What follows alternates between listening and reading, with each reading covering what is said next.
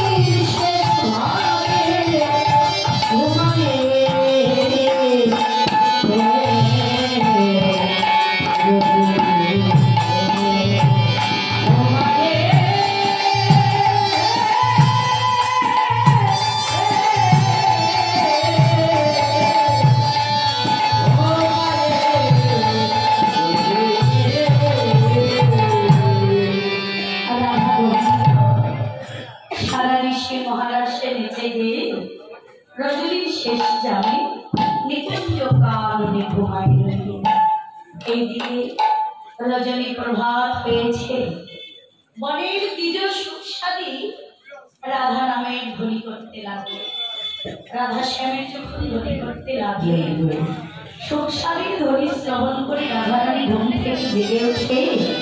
গোবিন্দ অঙ্গ পরশ করলেন, গোবিন্দকে জেগে তুলে বললেন, গোবিন্দ তুমি তো জানো আমি কেমন ঘরে বসত করি, আমি যে বাড়ির ঘরে বসত করি, যে ঘরে বসত করি এ ঘরে কৃষ্ণ নাম নিতে মানা, কৃষ্ণ কথা কইতে মানা, কৃষ্ণ বলে কাঁদিতে মানা। যদি কৃষ্ণ বলে কাঁদি, কৃষ্ণ কথা বলি, সবাই আমাকে কলঙ্কিনী বলে। আমাদের এই যুগল বিলাস যদি দর্শন করে তাহলে ওরা যে কলঙ্কিনী বলবে। তাই তুমি তোমার ঘরে ফিরে যাও আর আমি আমার ঘরে ফিরে যাব, কিন্তু তুমি যাওয়ার পরে আশীর্বাদ করো আমরা আমি যেন আবার তোমার সঙ্গ করতে পারি। বলে গোবিন্দ ঘুম থেকে জেগে ওঠে, নন্দ ভবনে ফিরে গেলে, নন্দ ভবনে ফিরে গিয়ে নন্দরানী নন্দালয়ে ঘুমায় রইল। এইদিকে শ্রীমতী রাধা রানী জটিলা জটিলার ভবনে ফিরে এসে ঘুমায় রইল।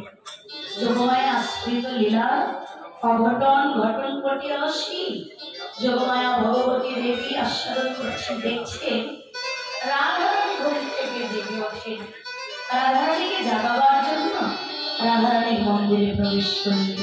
বলে ভগবতী Hey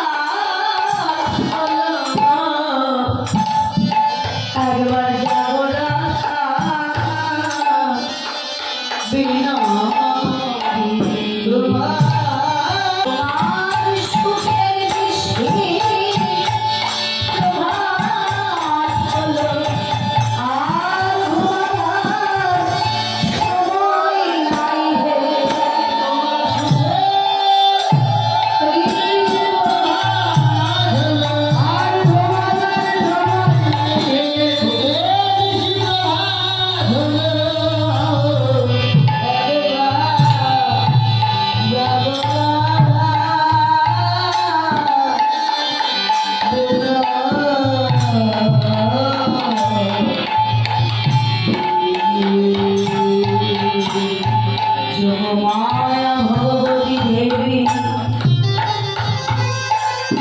রাধায় অঙ্গ পরস্পরে রাই হরিকে ডেকে ডেকে বললে রাই হরি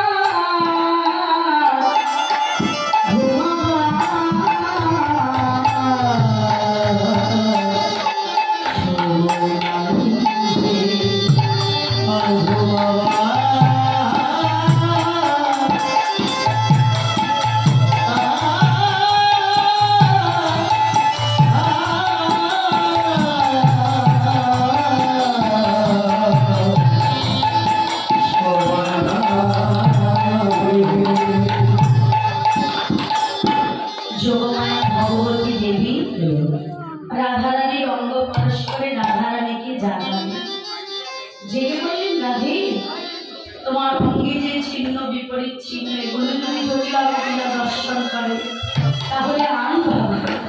তুমি সাবধান হও। সাবধান করে রাধারানীকে জেগে এবার যোগমায়া ভগবতী দেবী নন্দ ভবনে গেলেন গোবিন্দকে জাগাবার জন্য। এবার নন্দ ভবনে গিয়ে গোবিন্দকে জাগালেন। মহাজন বললেন, ও